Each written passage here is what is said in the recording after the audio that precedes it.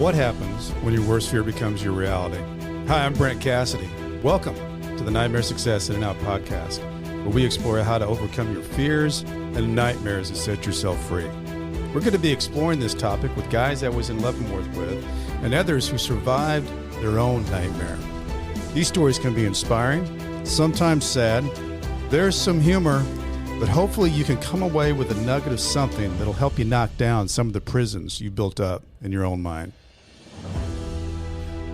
So, folks, I am really excited about my guest that I have on this podcast today, because when my first day of prison, I was led up to a place they called A2. It's kind of a rowdy place with a lot of people in it, and I got led over to this bunk bed, and I was introduced to Romo. He's also called Joey Ramos, but known as Romo.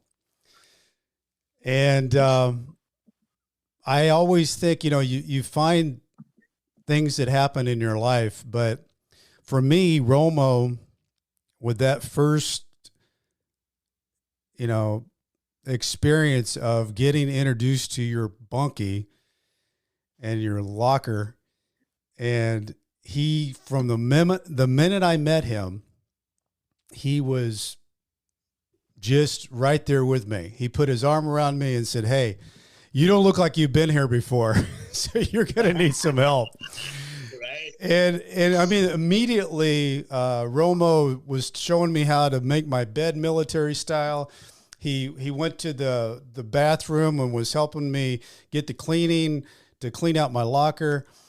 And, from that day forward, Romo spoke for me as an inmate and said, don't bother Cassidy, and I'm going to look out for you. And I got to tell you, Romo, meeting you in prison was a good thing for me. And I'm really, really excited for you to be on this podcast.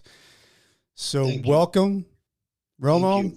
Thank you for having me, Brett. It's been a while, huh? It has been a while. So, Romo, I kind of want to just jump into, the prison environment is one that's kind of hard to explain unless you're in it. But correct. One thing that I recognized immediately by being your bunkmate was you were a different inmate. You carried a certain amount of respect in the prison, that you were a guy. And a guy in prison, there's only a few of them. And some of them are called shot callers. Some of them are called other names. But you had that, whatever that is, and you carried yourself differently, and you were also looked upon differently in prison.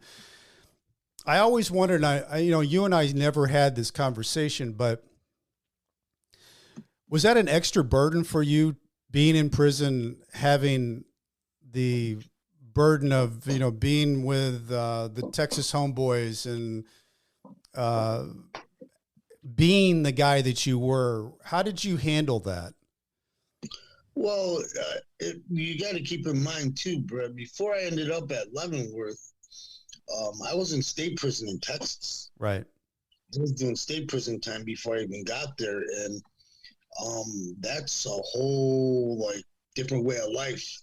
Right. And you know what I mean? Yeah. Especially being in TDC in the state of Texas. Right. Me being, from Michigan and being in that environment alone was like, you know what I mean? It's just totally different. You have to learn how to survive. It's like being in a cage. Yeah. A bunch of dogs. Right. You know what I mean? If you don't bite back, you're gonna get bit. Right. You'll be stuck in the corner. You know what I mean? Yeah. So for me, my first experience and how I ended up carrying myself and being a homeboy was it was hard at TDC. My first 3 weeks, I got stabbed going to the chow hall. Yeah. Yeah, and with a toothbrush, I had it sticking out of my arm, and it was tough. It was very tough. But yes, it was a bit. It was a. I don't want to call it a burden. It wasn't. To me, it wasn't a burden. It was who I was, who I needed to be in that moment, and who I will always have inside me, Right. no matter what. Right. Well, take me back a little bit because, you know, before all that, there was Joey Ramos, The boxer, the my boxer, coach. the teenager. Yes. What was teenager Romo like? Oh, I was always getting in trouble. I was a breakdancing kid. I was a rascal. What we call in Texas a rascal. I was definitely a rascal. I was always getting in trouble and stuff. And I'm not gonna lie to you, boxing saved my life. Yeah. Yes. Tell me a little bit about the boxing. How'd you get into it? Well, I got into it at an early age. I started boxing, and I started off in Bay City, Michigan. And when I was boxing there, one of the coaches there in Bay City was, gosh, that was so long ago too. But Mike Peterson was my coach, Scott and Corey's dad. And I met a guy named Gary Richards at the time. And I was boxing. Boxing honestly kept me out of a lot of trouble. Yeah. I should have went to prison way long time ago. You know what I mean? Before I did. It's funny how I ended up at a later age, ended up going to prison and all these things falling on me. But I honestly believe that the reason why I didn't go to prison was because of boxing, because of Coach Gary. Yeah. He came to a time in my life where my structure was not good, but boxing is what kept me going. Boxing kept me alive. So, Romo, what got you? How did you end up at Leavenworth? Well, it's funny because my my crime that I committed was an asbestos removal. I remember that. In the improper manner. Yeah. And the funny thing was, it was a EPA violation. Right. So because of that EPA violation, I got a slap on the wrist by a judge in Michigan that gave me 2 years probation. That was it. Okay. That's all I was supposed to get. And a big ass fine. Fine I'd probably pay the rest of my life. But it wasn't until some events happened in Texas with my wife that changed everything. And how I ended up in Leavenworth was my violation. Okay. And they gave me 5 years for my violation. So you had probation of 2 years. You violated the probation, and they threw you into a federal prison and a 5-year deal. Yes. What? How were you brought into Leavenworth? Wasn't a voluntary surrender? No, actually, I was. So what happened was when I was in Texas, I had. This is hard to say, Brett, but I was going through a really hard time in my life. I struggled with alcoholism and addiction, and I let one thing lead to another, and I married a woman and put her through a lot of shit. Caught a state case in Texas, which they gave me state prison time. And then that's when the U.S. Marshals, when I was done with my state prison time in Texas, the U.S. Marshals came and got me, and they took me to federal housing, Seagoville in Dallas. And that's when I went to see a federal judge in Dallas. I fought so hard to get back to Michigan because I was like, I should not be seeing a federal judge in Texas. Because I don't know if you know this or not, but the way our system sees it, here's a Mexican Hispanic guy who put his hands on a Caucasian woman in the state of Texas. And I honestly believe that judge threw the book at me, man. Gave me 5 years for a simple domestic violence that was supposed to be county time. But it is what it is. I believe I did my time in Texas in the state. Yeah. Federal attorney also said, Your Honor, he did his time in Texas, state. Why should he get any more time? And that judge was like not very kind. Yeah. So how did you travel from Texas to Kansas? By bus. By bus. That Yes. had to be a long bus ride. Yes, especially when you're in chains. Yeah. Shackled. Yes. Shackled, of course. Yeah. Yes. There's nothing more dehumanizing than the shackle, I don't think, because you feel like an animal when you're shackled from the waist and your hands and your ankles. Well, I'm going to tell you so here's the deal. I rode a bus from when I first ended up getting into the federal system, they send you to Oklahoma. Okay. That's the big transfer center. Yes, it's a big transfer center. So when I was there, they sent me to Atlanta. When I went to Atlanta, I was already affiliated with the Homeboys from Texas. So we don't walk in Atlanta. So I went straight to what's called the SHU, the Special Housing Unit. And there was probably about 30 of us in there. And we were not allowed to walk the yard there. So I ended up going back to Oklahoma. Then they sent me Romo, explain that a little bit, because for those who don't understand the gang world or the idea of what happens inside prison, what do you mean by that you don't walk there? That we're not allowed in the yard because who we are affiliated with. We're not allowed to walk in the yard. And believe it or not, whether I'm going to be very honest with you, they say the prison system is controlled by the warden and the corrections officers. That's wrong. The prisons are controlled by the actual inmates, the convicts. And they control what happens in the yard. Exactly. Right. So they can literally tell the warden or the assistant warden, we don't want these affiliations in our yard. And they have I don't know, there's no set in stone. It's just the way it is. You got to keep in mind these wardens don't want problems on the yard. The warden could be a jack off and say, you know what? I don't care what you guys think. They're coming on the yard. Right. And then there's going to be problems. So when you got brought into Leavenworth, because you've already been to 3 other places now. You've been to Oklahoma, you've been to Atlanta, and then you finally get into Leavenworth. Yes. Is it an immediate thing that the association is known with the Texas Homeboys that Romo's here and I'm part of you? Oh, yeah. Tell me a little bit about that. Well, you got to remember it's a whole big circle. Everybody knows pretty much everybody and where you're at. You know what I mean? They already know I was coming. They were waiting for me to get there. With open arms, though. Mm-hmm. One thing I can honestly say about Texas versus every other state, especially being from Texas like that, is there's no other place like Texas. Yeah. Don't mess with Texas. Don't mess with Texas. That's real. That's straight real. Yeah. And don't mess with my Dallas Cowboys neither. No, I know you're a big Dallas Cowboy guy. I remember that. That was a big thing on Sundays in the cafeteria. So yes. So Romo, okay, you get there, you get set up. When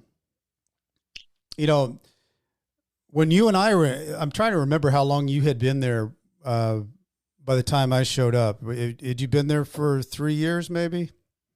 Yeah, about 2.5, 3 years. Yeah, before you got there. Yeah. Well, I mean, what was your thought seeing me come in there, being your new bunkie? Because this is a new breed coming in, right? Right. I'm like, what the heck is this guy doing here? I said, the first thing I thought of was, I'm like, he's got to be on, because you got to remember back then, all these mortgage guys, were coming in. Yeah. And then I was telling one of my homeboys, I said, do you think he's one of the mortgage guys? No, homeboy, he looks like it. I just remember you saying, you know what? You look like you've never been here before. Yes. But, one of the things I remember, and this is something, this happened, I mean, shortly after you helped me clean out my locker, and the locker was not clean, and you said you don't want to put your stuff in there yet. Right. You helped me do that. You helped me make my bed military style, and then you said, "Hey, what I'm going to do, I'm going to take you over to Clark because he's one of you." And And you immediately walked me over to the other side of this place we were in that was A2. And there's Clark sitting there. And you said to Clark, hey, this is Cassidy. You need to talk to him. He's one of you. Get him set up. And it was such a wild thing within just, within an hour.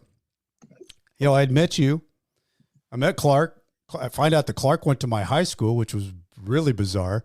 But I was always curious. And, you and I never talked about this. We talked a lot, when we were in our bunk beds at night. Yes. But Yes. what was it that made you think I'm going to kind of look after this guy? Because we came from opposite sides of the world. Yeah. Honestly, Brett, I honestly believe at that point in my life, I was starting to realize the right things to do. Okay. If it wasn't for one of my homeboys' photos, who literally looked out for me when I got there, you know what I mean? He's a true homeboy. And him and Los, another homeboy from West Texas, and all the other homeboys, of course, but the talks with photos when we did our rosary made me realize, starting to do the right things to do. You know what I mean? Yeah. He was younger than me, but he kind of felt like my older brother, if that makes any kind of sense. Yeah. You know what I mean? And I'm not going to lie to you, I was a knucklehead. I was doing dumb shit when I first got there. A lot of dumb shit. And he was correcting me on a lot of things. And you got to remember, I was coming from TDC, and TDC is wild, bro. Yeah. Texas Department of Corrections in the state of Texas is wild. You know what I mean? It's a whole different format than it is from federal. And for me, it was being at Leavenworth. It was, I don't know. I started seeing things a lot clearly when I got there. Well, I think, one of the things that I thought is, even though we, maybe we run into each other on the street, maybe we don't, but being bunkmates, and having the conversations that we had at night, I quickly found that you had a good heart. And I later found that you and Jim Clark really put a lot of effort into doing something for guys in prison that, for some people that didn't have anything, you gave them something by with the Catholic program. And, yes.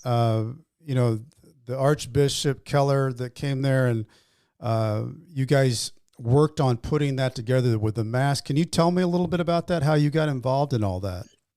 So it was Clark.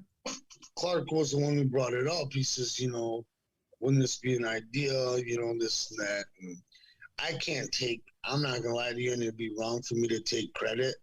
I helped Clark, but it was Clark's idea. Yeah. It was truly. Well, Clark would say that, of course, too, right?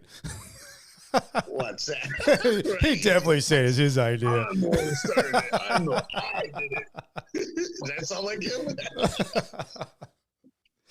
No, but and the thing was, it was something they could take with them that nobody could take away. Because in prison, whether it's federal or state, you can lose everything. Right. You know what I mean? You can go in there with everything and come out with nothing. Right. You know what I mean? And that's something they can't take away from you. They can take away your freedom. They can take away your name, whatever it is, but they can't take that away. Yeah. And that was getting your first communion. Yeah. Confirmation. Yeah. And you guys put through a lot of guys that went through the program.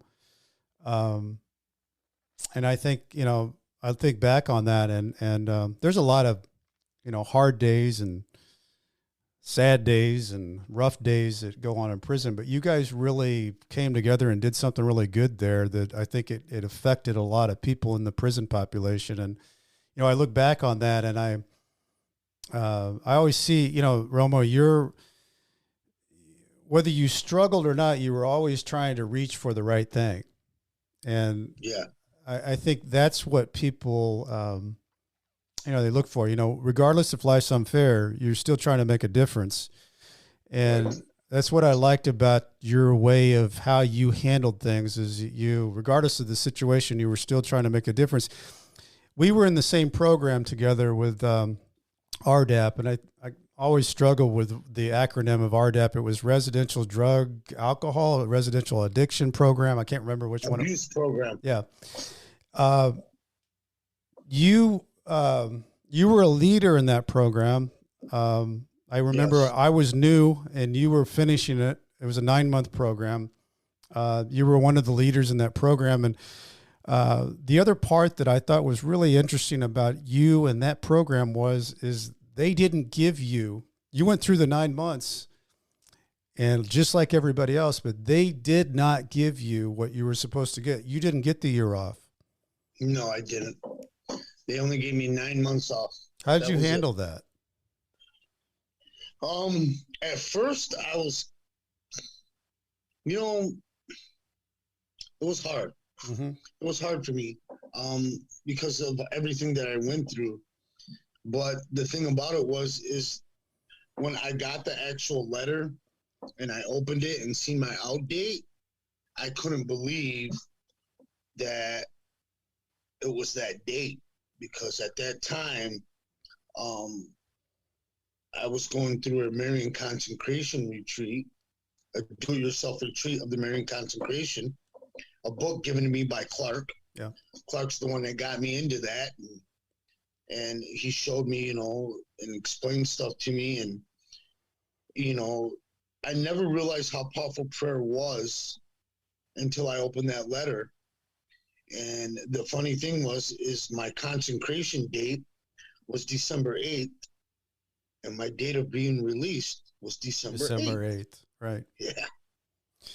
And I remember going to the bishop, and everybody was in line for confession. Yeah. You know what I mean? And everybody's in one. And I told him, I couldn't even remember who it was. And I think I told him in Spanish. I'm like, hey, bro, I need to go ahead of you. I got to talk to, the bishop real quick. And he said, ¿Por qué? You know what I mean? And I'm like, muévete, hombre. You know what I mean? And I went inside there, and I started crying to the bishop. And I says, I can't believe this is happening. Yeah. He says, it's scary, isn't it? I'm like, it's very scary. He says, you did a good thing and you got blessed. Yeah. Well, the Archbishop, I remember you telling me that there was a time where the Pisces and the Homeboys weren't showing up to the Mass. Yeah.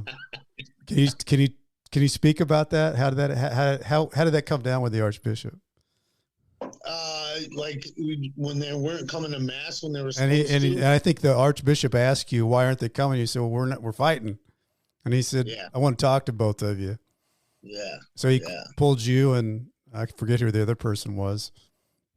Yeah. And the thing about it is like, you got to remember too, like, how do I say this?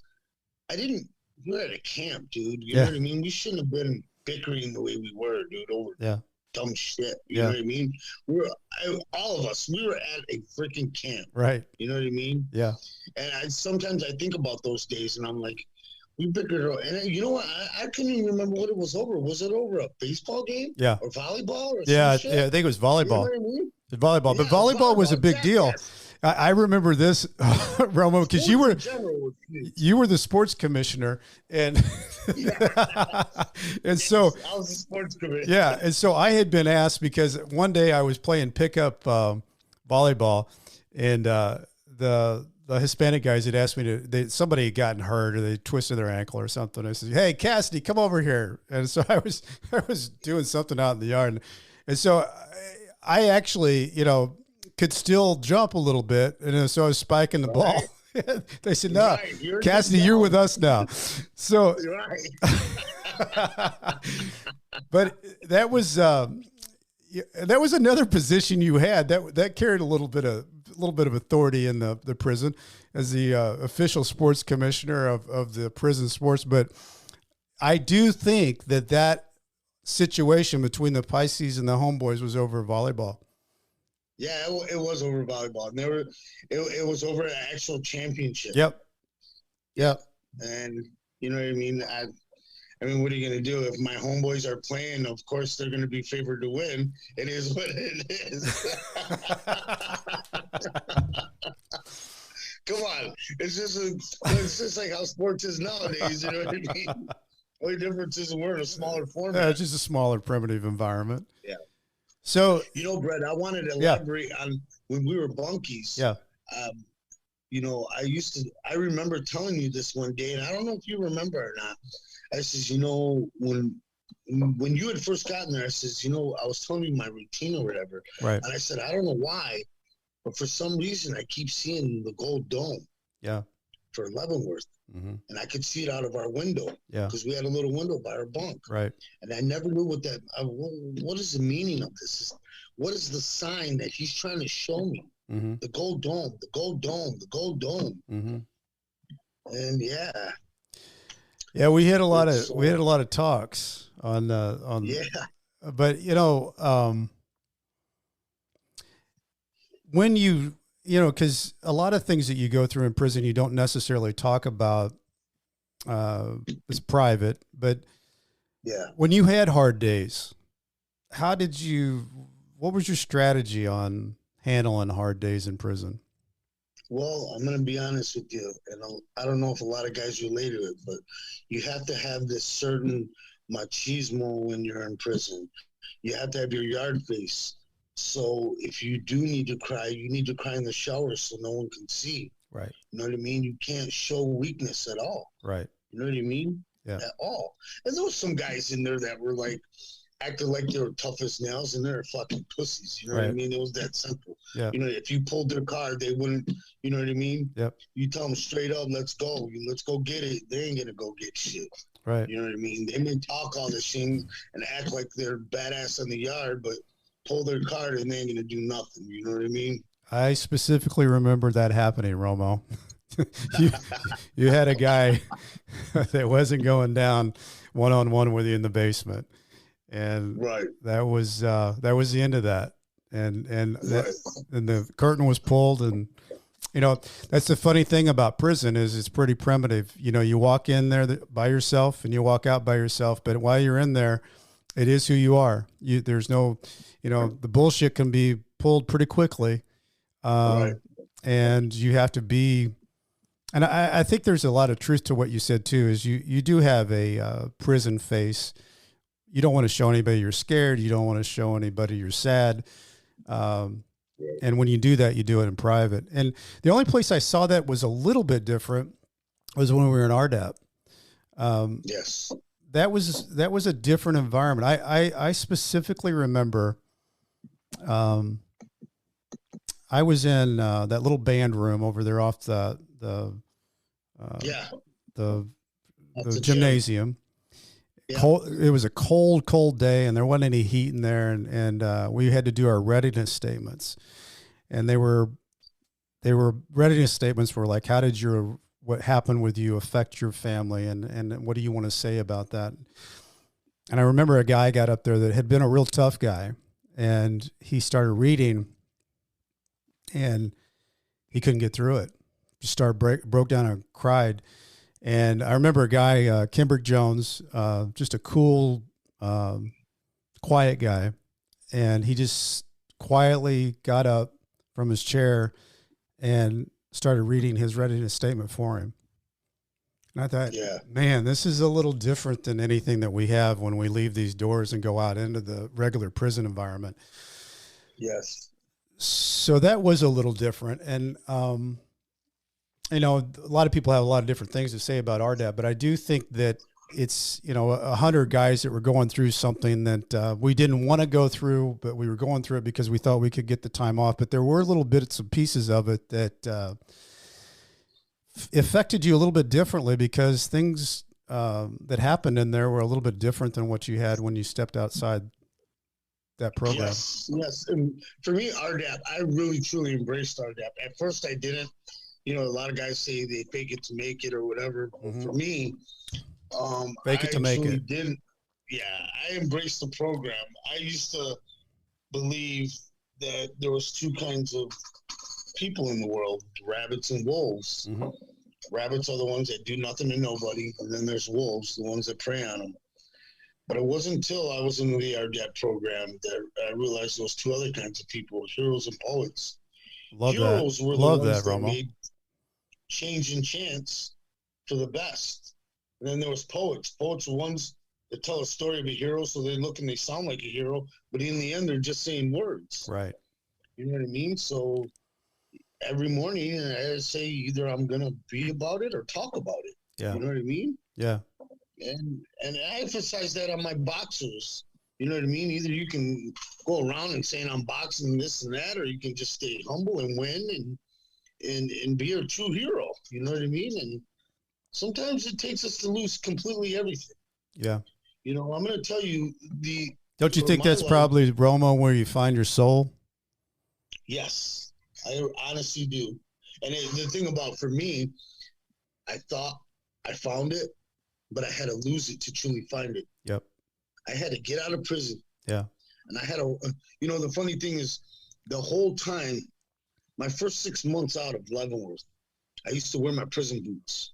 Really? Those are some really uncomfortable boots. Exactly, right? But I wore mine for a reason. Okay.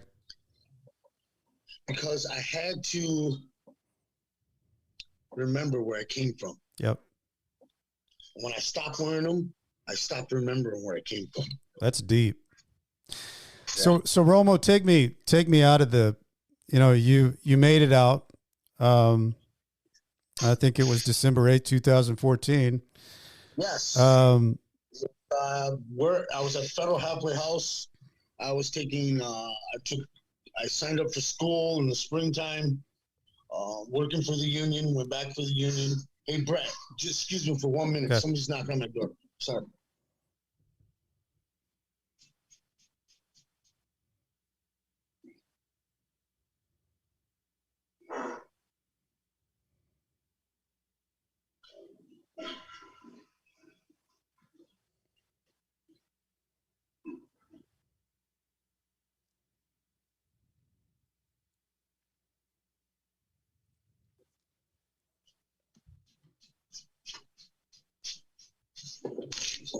All right, you there? Gotcha. All right, sorry about that. So you said you were wearing the boots, and when you quit wearing the boots, you didn't remember where you were. Yeah. Yeah. So here I was living in Detroit, working for the union. Married, working for the union, and it's funny how this happened, Brett, because it's scary, dude. I got a rosary when I was at Leavenworth from Bishop Keller, and it was from the Vatican. And he told me it was blessed, and that was my gift that he gave me for the first the Feast of Our Lady Guadalupe celebration that we had, and for the guys that got their first communion. And the thing about it is the whole time that I was out, I was sober.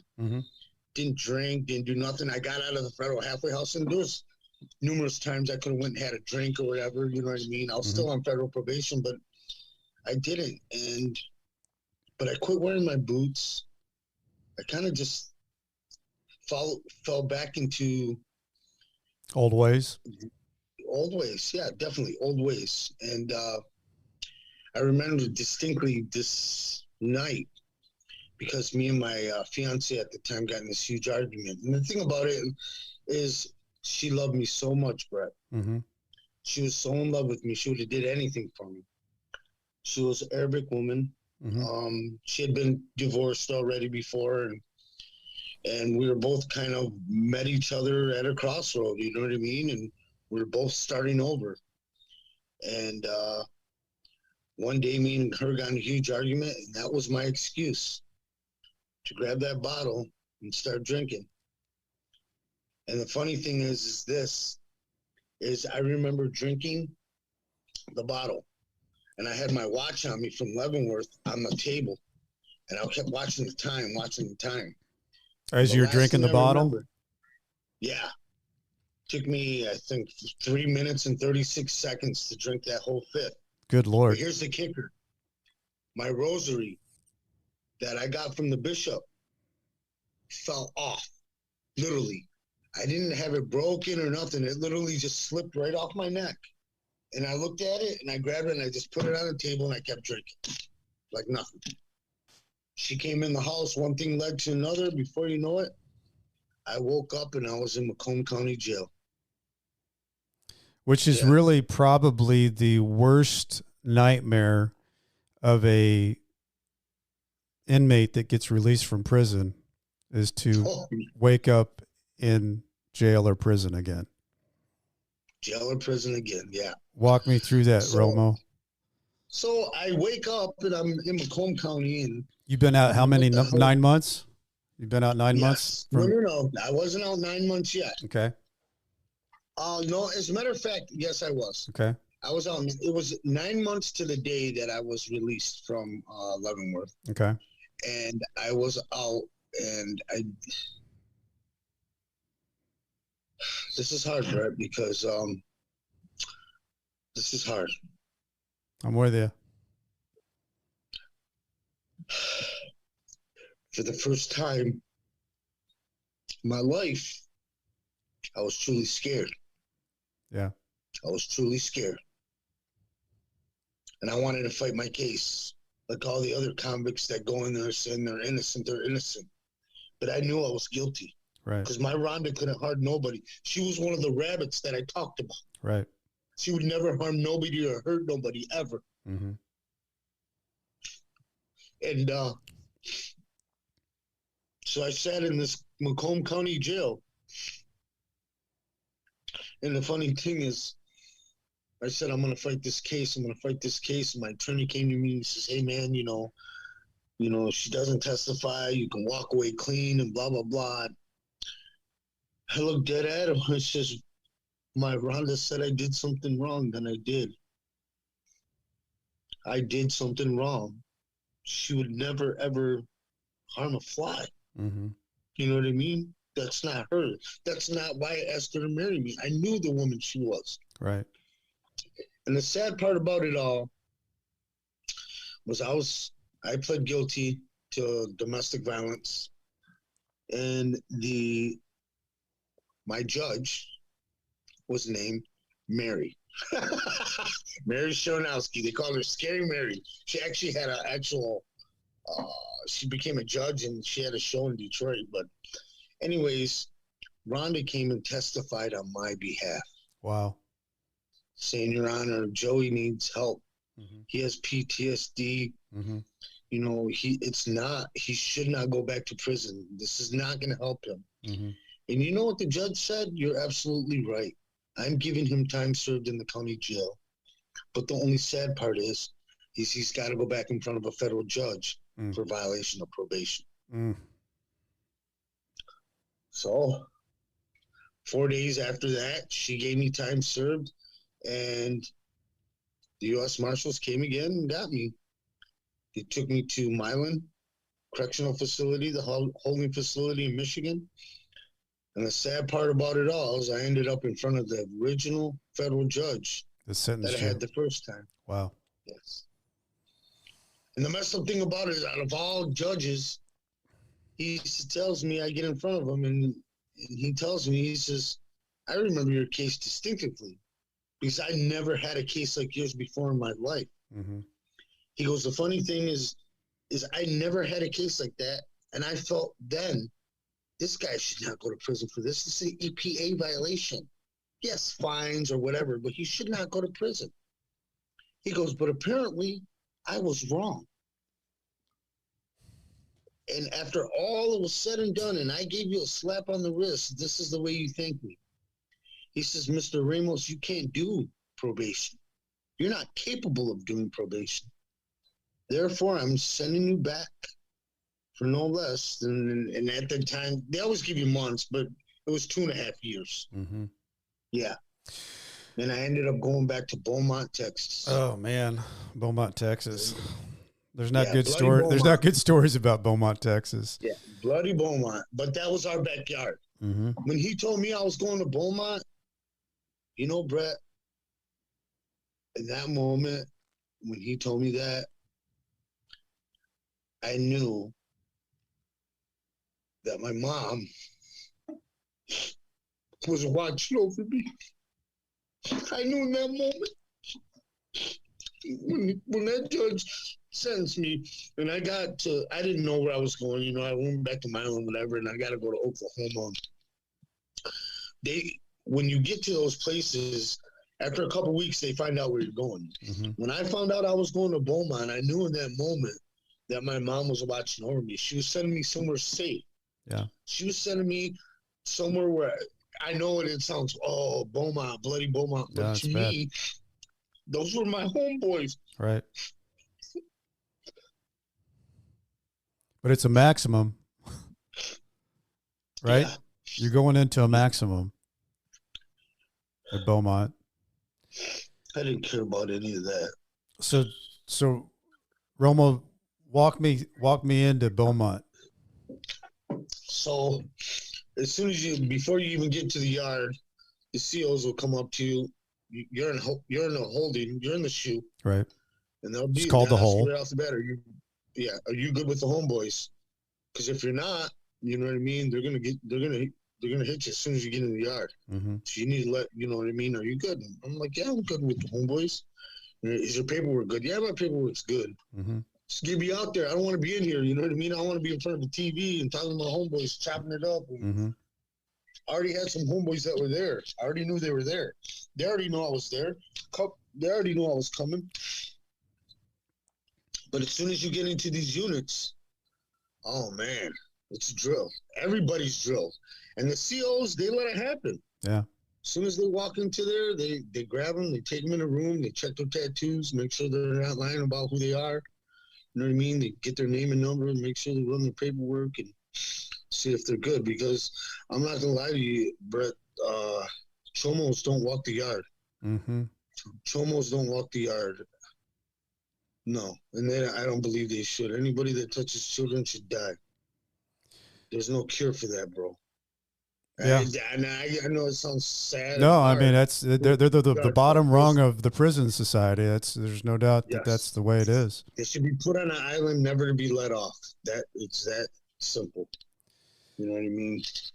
But yeah, so you walk in.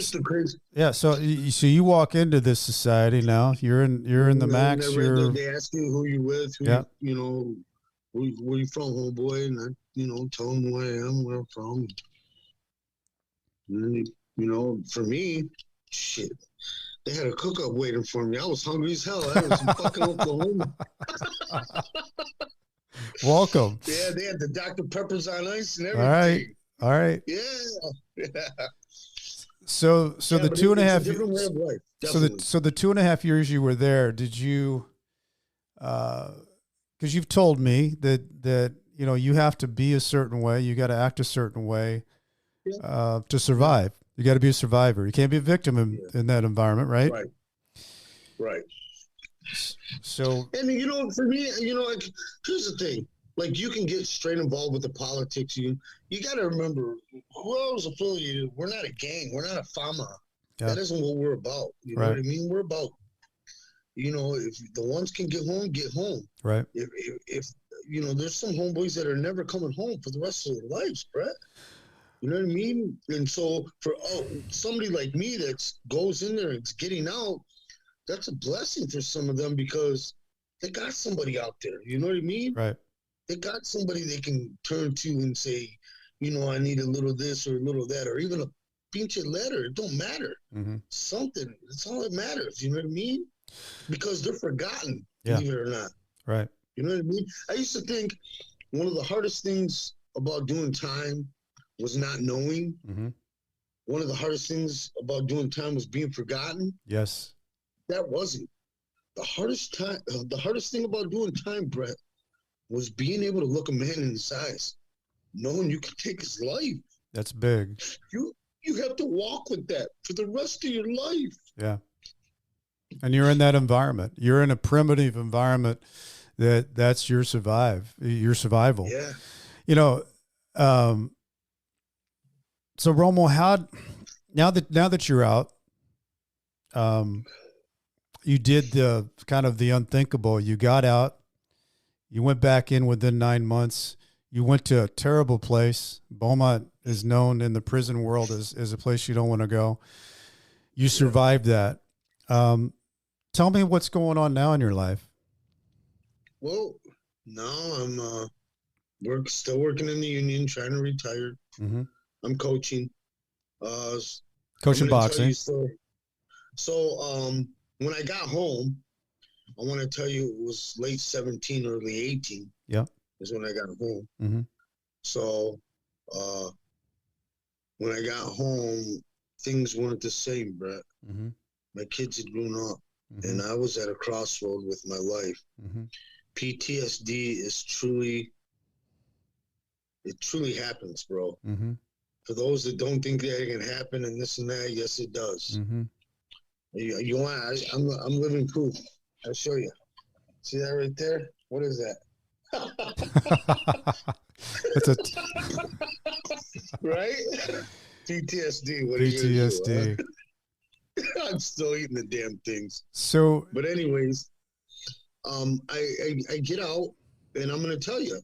So I'm not on federal probation no more, Brett. yeah, So I'm free. you're free. And I'm free. Okay. And I met a girl. She used to be manager of the gym. You know, we're seeing each other. Everything's heavy. Mm-hmm. A lot of things are going on. My kids don't look at me the same. Nothing's the same anymore. This and that. And Brett, I started drinking, dude. Yeah. But this time I don't have nobody to tell me nothing. Right. You know what I mean? Start doing drugs. Nobody to tell me nothing. Mm-hmm. I got some money, so who cares? You know what I mean? I'm working. Mm-hmm. My bills are paid. Who cares? Who cares? Who cares? Mm-hmm. And then the woman that I was with at the time, she takes me to Notre Dame. I'm not supposed to say that word, but I'm going to say it anyways. Yeah. Because it was the first time I'd ever been to the grotto. Yeah. And I went and lit a candle there. And there was an estate stone there with when the nuns Mm-hmm. from St. Mary's had first started. Mm-hmm. And they put an estate on there of their sisterhood. And it was the same year I was born, Brett. And I didn't know why, but I knew this was a sign. Mm-hmm. So I'm going to tell you, I ended up, she took me there, and then she says, we're going to take you to somewhere else. And I'm like, where? She's like, you're going to a rehab place. And I'm like, what? And it was a rehab place in South Bend, Indiana. She goes, they got Catholic 12-step and blah, blah, blah. Yeah. And I'm like, oh, happy. Yeah. They didn't have none of that shit there. There was none of it. Uh-huh. But the good thing about it was I was finding myself. Yeah. And I truly was. And it took me a little bit of time. And when I had left, I took my annuity out and I went back home. I was home for a little bit and I ended up going back to South Bend. Yeah. And just things happened the way they did. And I'm not. So you felt like you got straight, you found yourself. If it wasn't for this place right here, Yeah. I wouldn't be sitting in front of you today, bro. Yeah. It's that simple. Yeah. If it wasn't for that place, I wouldn't be here. So you found it.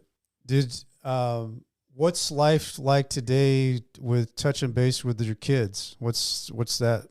My kids are grown. Oh my gosh, 15 and 13. Yeah. When I first got home, they were so little. You know what I mean? Dominic, my youngest boy, could barely remember me. Yeah. You know what I mean? And then I left and came back, and they were a little bit bigger. And they understood. Mm-hmm. I remember going to Buffalo Wild Wings, and my son Roman says, you know, he has autism, and he says, Dad, I know where you were. Mm-hmm. And I'm like, where was I?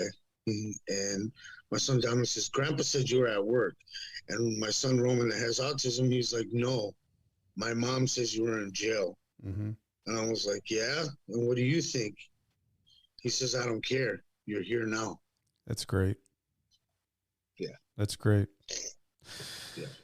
Well, I got to tell you, Romo, and I know you're helping people out now and getting a lot about helping the younger boxers. And, yes. And I think that, especially female boxers. I've been helping a lot of female boxers. For me, it was kind of a blessing, you know, with the way I grew up and stuff. And my mom's one to show me how to throw football, baseball. Tell me about your mom. You know. Tell me about your mom, Romo. My mom was a very, very sporty, also a very, very, she was a fighter. Yeah. She was like, como se dice, standing with fists. It's like the You know what I Dances mean? with the She Wolves. was, Dance with fists. yes, exactly. Yeah. But that was my mom. And she died at 52 years old of cancer. And that's young. yeah, she died at an early age. You know, I'm going to tell you this. This is the honest truth, Brett. And this is why I knew my mom was watching over when she sent me to Beaumont. So when I get to Beaumont, I got a couple homeboys there, but I'm in this housing unit, and they put me in this cell. And I'm like, you're going to cell up with Big E. He's from Dallas. You know, he's a homeboy. So one day we're talking this and that, and he's going, yeah, I got a half-sister in Saginaw, Michigan. And I'm like, fool, that's where I'm from. And he's like, no way, Woody, woo, woo. And we're talking it up and this and that. Come to find out, when I get home, I'm talking to my cousin on my mom's side, and I'm just like, yeah, his name's, Big E, and his last name's Gia, and this and that. And they're like, hey, dumbass, that's our cousin. I'm like, what do you mean that's our cousin? That's cousin Lika's son. He's in Beaumont prison. I'm like, yeah, that's who my son was. He goes, yeah, that's your cousin, fool. And I never knew. You know what I mean? So if that's not my mom saying, hey, that's crazy. I'm watching out for you still. Yeah. You know what I mean? Yeah. What about your dad? What was your dad like? My dad, I feel sorry for my dad because I put him through a lot of shit, man. My dad has always been there for me, supported me. He took care of my children when I was gone all that time. Yeah. You know what I mean? I love my father to the fullest, and my dad's a great man. He did a lot. He did a lot for me. He's firm back when we were younger and this and that, but my dad has always been there. My dad was kind of, I want to say I'm like the alter ego of my father. My father was he was in a band. He was very instrumental. He wasn't the tough, rugged type like I am. Mm-hmm. You know what I mean? I was more like my grandfather. I was a fighter, you know, and my dad wasn't. My dad's very passive. Mm-hmm. Like my son Vinny's very passive. Even though he's going to fight for national championship, he's very passive. Mm-hmm. He's more of a boxer than he is a fighter. I'm a brawler. You hit me, bro, we're going. It's all there is to it. Heavy hands, Romo. He's going to think about his, yeah, exactly. Romo comes out, yeah. But, yeah, my dad he was very supportive. Now, here's the thing, and I want to let people know this too. There's a way you can do time and a way you can't. Mm-hmm. For me, I had to let go of all my family and everybody out of my life. No letters, no phone calls, no nothing. Because I couldn't deal with the emotion. I couldn't deal with that hurt, that I was hurting somebody else. Because when you do time, you're not just hurting yourself, you're hurting your family. Right. And I couldn't deal with that. I couldn't deal with talking them, to my sons. I mean, I didn't want to expose them to that life. You know what I mean? Yeah. I didn't want them to have that life. And I'm glad I didn't, because my older children became very successful, without, and maybe I hurt them because I didn't talk to them or didn't want the visits, but I didn't want to expose them to that, bro. Mm-hmm. And some people, it's different. You know what I mean? Some people take it different. For me, I didn't want them to. My Aunt Rosa's the one that told me that the best. She's like, you think about it. If you expose your children to this, they're going to think one day, well, it's okay. Yeah. I think that's the interesting thing about prison. I think everybody does their time, however they do their time. Right. And that's however you can get through prison is how you do it. Yes, exactly. But I think, Romo, what I really admire about you is you've been through a lot. And I feel like you're one of those guys. I know your heart and I know you struggle, but I know that you're always trying to take the step in the right direction. I feel like, the title of this podcast is Nightmare Success, and Nightmare Success is about stepping into whatever scares you, whatever fears you have, and you keep stepping into it because you're trying to get to the right side. And I feel like that's where you are right now, and I feel good about that. I feel like you are stepping into something that is filling you up, and that means a lot of things to different people. But I think talking to you here, talking to you the other day, I feel like you're on that path to where you're feeling like you're making a difference and you're filling yourself up and you feel good about it. Well, I'm trying to, and like the past, since I've been home and since I was down where I was at, and and I kind of like went on this pilgrimage and had to find myself again and truly find God's will and not my own. And I'm not gonna be. Listen, bro, I love being Catholic and I love Latin Mass. I love every bit of being Catholic. I would never change it for the world. I don't believe in some of the things that happen in the church. Yeah. But that's the church. That's not my relationship with God. Right. It's not my relationship with Mother Mary. But I honestly believe that I meet people and people come in our lives for a reason. Right. You know what I mean? When Uncle Lou, was in the courtyard with me, that wasn't Lou coincidental. Yep. Yes. Yeah. That was not coincidental for him to run into me. Yeah. That was not coincidental for me to help the girls that I did. Yeah. And literally within we're 4 years from when I first, was going down this road, that I've seen them grow into great women and help other people. Yeah. You know what I mean? I got a couple. You got to remember, with my women fighters, I haven't lost a fight yet. Yeah. So, and I'm not about to. You know what I mean? My goal is to get one of these girls to the Olympic trials and possibly the next Olympics. You know what I mean? And and I think I don't want to just gloss over that. I think that one of the things that keeps us focused and keeps us stepping into what we want to step into is having goals. And what you just said there, Romo, is you've got these goals. You're working with these girls, and man, what a feeling that would be to take somebody to the Olympics. I mean, what an accomplishment that would be. And that takes a lot of hard work and grit to get somebody that has talent and potential, but they've got to grit it out too. And yes.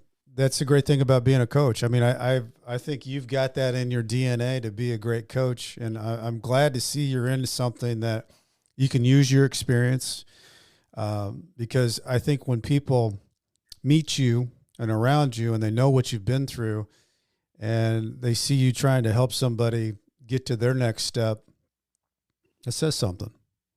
Yeah.